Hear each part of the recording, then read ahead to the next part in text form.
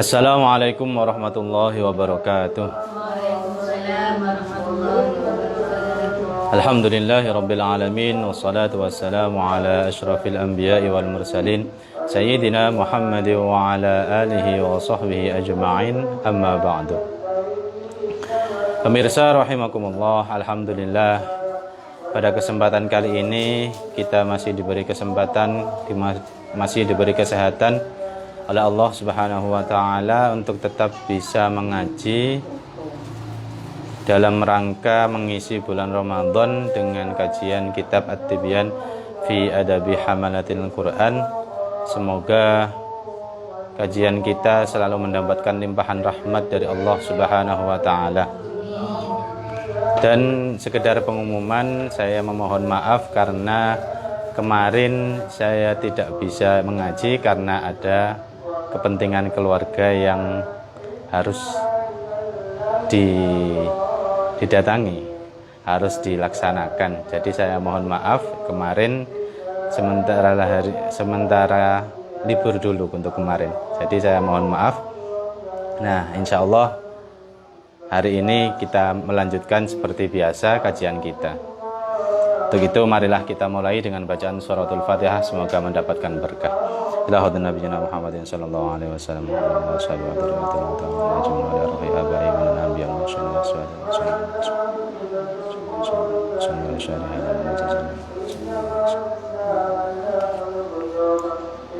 Al-Fatihah. A'udzu billahi minasyaitonir rajim. Bismillahirrahmanirrahim. Alhamdulillahirabbil alamin. Iyyaka na'budu wa iyyaka nasta'in. Shiratal mustaqim. Shiratal ladzina an'amta 'alaihim.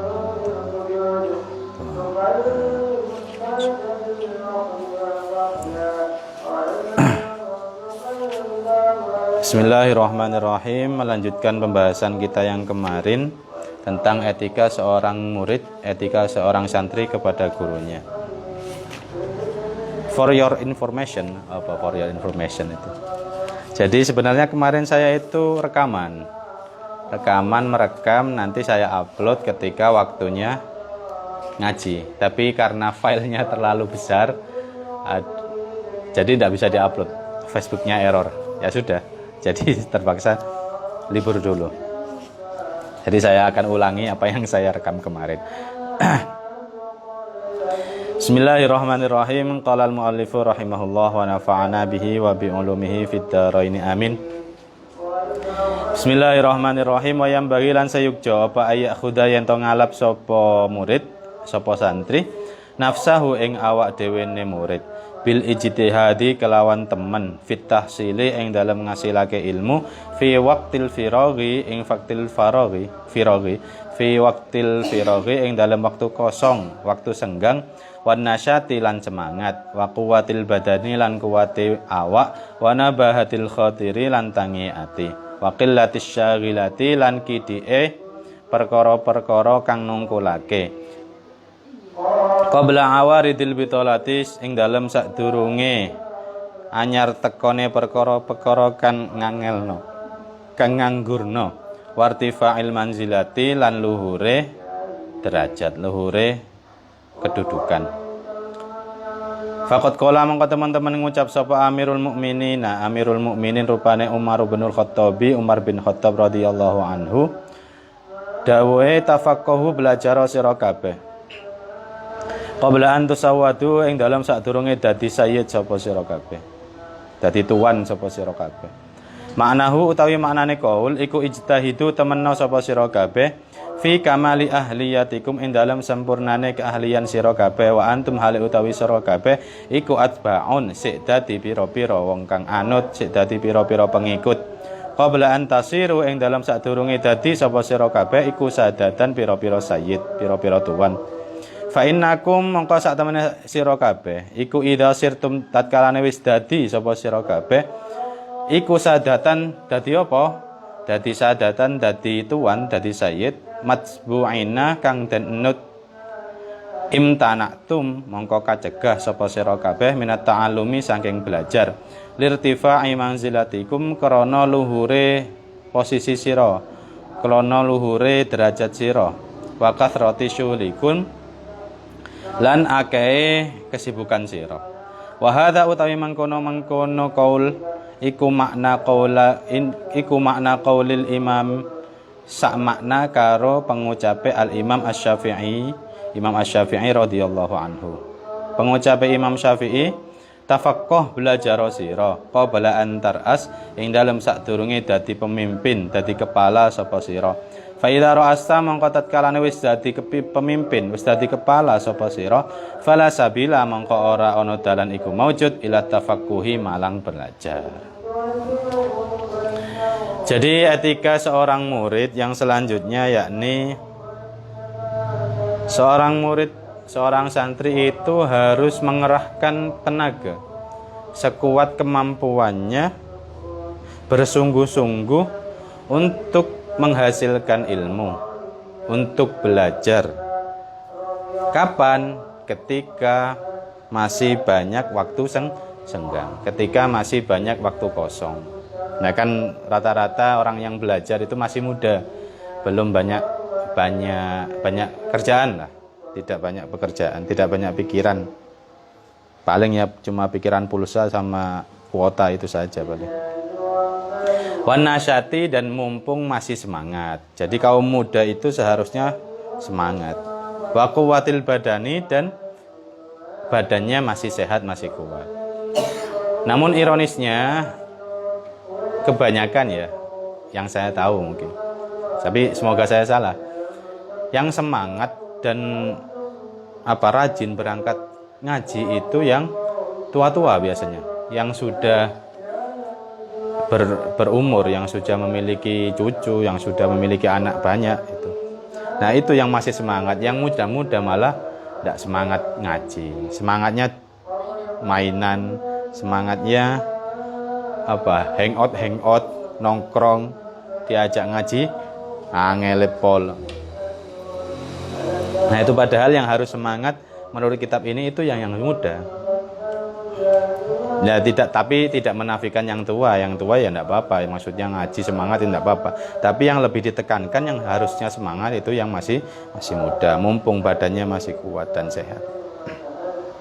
Dan mumpung pikirannya masih cerdas, pikirannya masih jernih, masih belum terfikirkan masalah besok nanti anak saya ini susunya habis atau enggak itu. Terus besok itu uang belanja sudah habis atau tidak, belum kepikiran seperti itu kan kalau yang masih muda. Jadi mumpung masih pikirannya masih kosong, masih jernih, masih belum banyak pikiran, ya rajinlah ketika belajar, rajin biar tidak terbuang itu waktu muda. Dan juga masih seperti tadi, masih belum banyak kesibukan. Kalau sudah banyak kesibukan nanti tidak bisa. Dan sebelum menempati posisi yang strategis atau memiliki pangkat atau dimuliakan. Karena orang yang sudah mulia, orang yang sudah memiliki posisi atau derajat itu sulit untuk belajar kembali. Entah itu alasannya apa, entah itu karena kesibukan, entah karena gengsi atau dan yang lain-lain, itu agak sulit. Pernah salah satu teman saya bilang seperti ini. Ini sedikit motivasi untuk orang-orang yang belajar, khususnya yang masih muda ya. Teman saya bilang seperti ini, lebih baik kehilangan masa muda daripada kehilangan masa tua. Jadi kita boleh kehilangan masa muda tapi diisi dengan belajar, namun kita masa depan insya Allah cerah karena kita sudah bersusah payah terlebih dahulu. Nanti tua tinggal menikmati kerja keras. Jangan sampai kita foya-foya, kita senang-senang waktu muda, tapi ketika tua kita susah payah. Jadi seperti itu kata teman saya, lebih baik kita kehilangan masa muda daripada kehilangan masa tua. Nah, kata Umar bin Khattab, beliau mengatakan, belajarlah kalian semua sebelum kalian itu menjadi tuan, menjadi guru, menjadi orang yang diikuti. Karena ketika kita sudah menjadi orang, dalam tanda kutip orang ya, Orang yang memiliki pangkat, orang yang sudah memiliki kedudukan, entah itu menjadi guru, entah itu menjadi ustadz, entah itu menjadi kiai, entah itu menjadi pejabat, kepala sekolah, presiden, gubernur, dan yang lain-lain, itu pasti kita akan memiliki pengikut. Ketika kita sudah gampangnya menjadi kiai lah, menjadi ustadz, kita kan punya pengikut. Orang-orang muhibbin, bahasanya orang pesantren muhibbin, para pencinta. Nah, ketika kita sudah diikuti orang, itu otomatis secara tidak langsung waktu untuk kita belajar itu berkurang. Jadi kita terlalu banyak urusan sehingga sulit untuk mencari waktu untuk belajar. Nah, mumpung belum seperti itu, disuruh belajar yang rajin, yang bersungguh-sungguh. Nah, apa yang disampaikan oleh Sayyidina Umar itu senada dengan apa yang disampaikan Imam Syafi'i. Imam Syafi'i itu juga berkata, belajarlah kalian sebelum menjadi kepala, sebelum menjadi pemimpin. Karena kalau sudah menjadi pemimpin, kita tidak akan memiliki jalan, tidak akan menemukan jalan untuk istiqomah belajar, untuk tetap belajar. Belajar masih bisa, tapi kontinuitas itu belum tentu. Intensitas kita belajar ketika masih sendiri, ketika masih single, ketika masih belum menjadi apa-apa, itu pasti beda dengan ketika kita sudah berbeda statusnya. Itu. Kemudian faslun ay hadza faslun. Wayam bagi lan sayukja apa ayu bakira yen to isu-isuan sapa santri bi qiraatihi kelawan qiraae santri kelawan macae santri ala syaihi ing atase syekh awalan nahari ing dalem kawitane raina li hadisin nabiyyi krana hadise Kanjeng Nabi Muhammad sallallahu alaihi wasallam. Hadise rupane Allahumma du Gusti Allah barik mugi paring barokah panjenengan li ummati marang umat ingsun fi bukuriha ing dalem pira-pira isuke umat. Nah, kemudian etika yang selanjutnya, seorang santri ataupun pada umumnya pelajar itu harus memulai kegiatan belajar mengajarnya atau ngajinya itu di pagi hari. Di pagi hari. Jadi ya paling baik itu memang pagi hari, belajar itu paling baik pagi hari. Itu makanya di pondok-pondok pesantren itu rata-rata ngajinya habis subuh. Pondok-pondok pesantren rata-rata ngajinya habis subuh. Ada bahkan yang ngajinya itu sebelum subuh. Jadi ketika waktu tahajud itu ada pondok yang setorannya sebelum subuh atau pada waktu tahajud. Itu menunjukkan apa? Menunjukkan bahwa belajar itu harus serius. Jadi ketika jam seperti itu kita juga harus serius meskipun pagi sekali kan, jam seperti jam 3:30, jam 3 itu kan masih pagi. Ketika orang-orang tidur kita belajar. Itu menunjukkan kalau kita serius dalam belajar.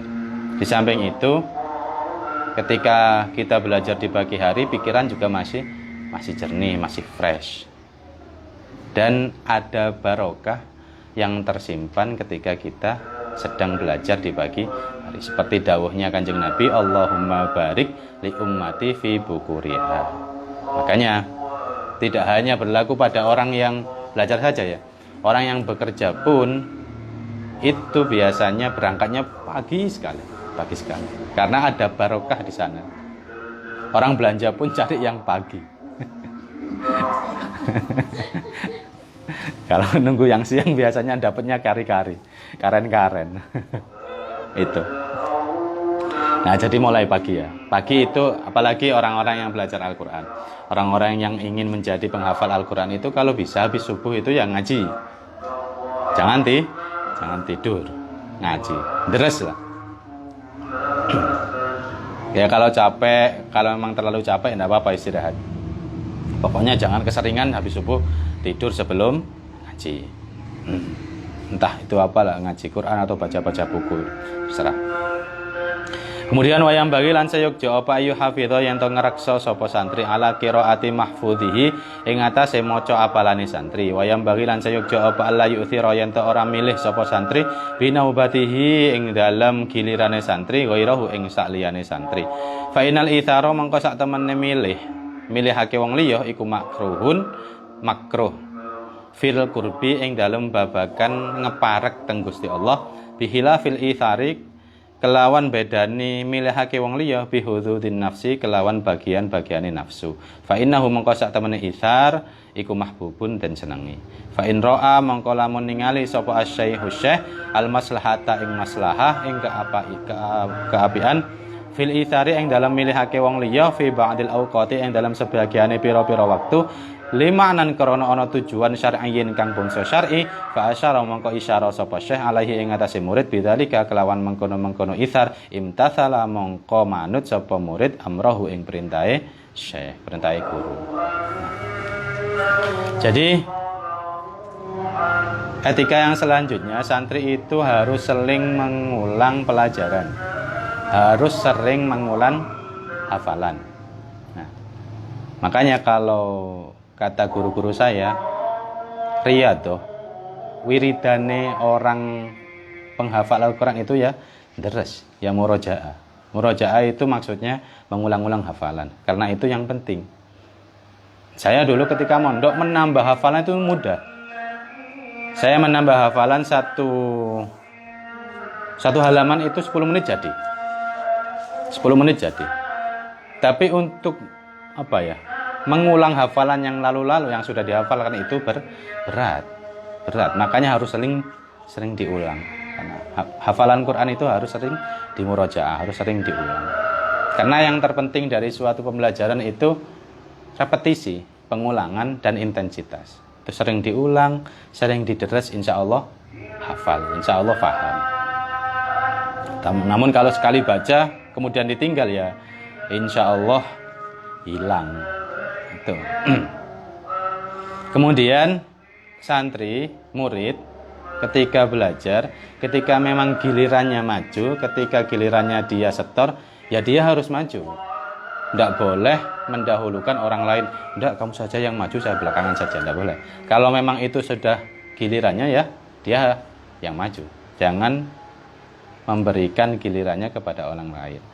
Karena mempersilahkan orang lain untuk terlebih dahulu itu tidak disenangi, maksudnya makruh dalam hal yang berhubungan dengan taqarrub ilallah, dalam hal yang berhubungan dengan agama.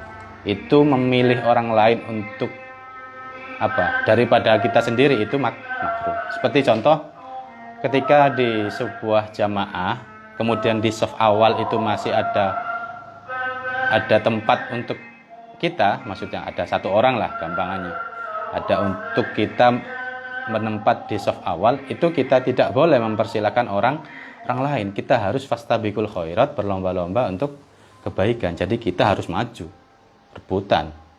Jangan sampai kita mendahulukan, monggo sampean mawon. Kan ini biasanya karena kita terlalu sopan ya mungkin karena kita terlalu sopan itu seringkali ketika ada soft kosong di depan itu kita mempersilahkan orang lain. Jadi dipersilahkan, monggo sampean saja yang di depan. Itu mungkin apa kesopanan yang salah kaprah itu kalau menurut saya. Jadi tidak pada tempatnya. Atau ya tidak tahu lagi motifnya apa. Entah dia malas di depan atau apa, tidak tahu.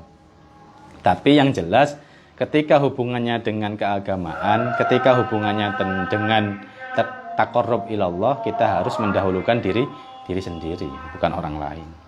Namun ketika itu hubungannya dengan dunia, kita lebih dianjurkan untuk mendahulukan orang lain. Jadi ada bantuan bansos tetangga kita gak dapat, kita dapat, ya kasih saja tetangga kita, tidak apa, karena kemungkinan dia yang lebih membutuhkan. Atau hal-hal yang lain yang hubungannya dengan dunia, itu kita dianjurkan untuk lebih memilih orang lain. Itu bedanya seperti itu.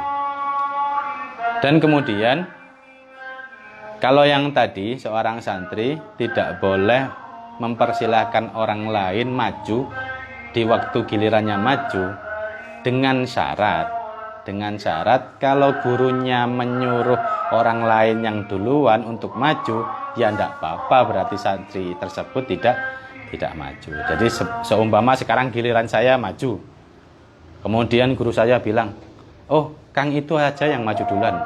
Nah Kalau gurunya sudah menyuruh, memerintahkan seperti itu, ya kita harus nurut. Berarti ya dibiarkan orang lain yang maju. Tidak boleh kita memaksa. Enggak, saya guru, saya datang awal kok masa disuruh belakangan. Enggak. Jadi ketika memang gurunya melihat ada sebuah kebaikan mendahulukan orang lain daripada kita, meskipun itu giliran kita, ya kita harus menurut pada perintah guru. Jangan sampai ngeyel, enggak, saya enggak mau. Itu kan giliran saya datang dulu lebih awal. Enggak. Jadi seperti itu. Ini sering terjadi, sering. Seperti yang dulu saya ceritakan itu ketika saya di Jogja, itu kan santri yang mondok, santri yang mukim itu biasanya datang duluan sebelum santri-santri yang ngajar ngalong. Ngalong itu apa ya? PP dari rumah. Namun ketika sudah di majelis pengajian, itu Pak Yai bilang, yang dari kampung, yang dari rumah ngaji duluan, yang santri nanti saja. Nah itu padahal santri kan datang lebih duluan.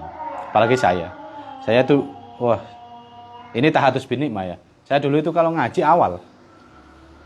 Jadi yang lain masih di kamar, saya nunggu di tempat ngaji, meskipun nanti ujung-ujungnya saya store paling terakhir, karena saya kan dulu store sab'a, store qiraah sab'a itu kan ya harus sendirian, nggak bisa bareng-bareng. Jadi ya saya datang awal tapi store-nya terakhir.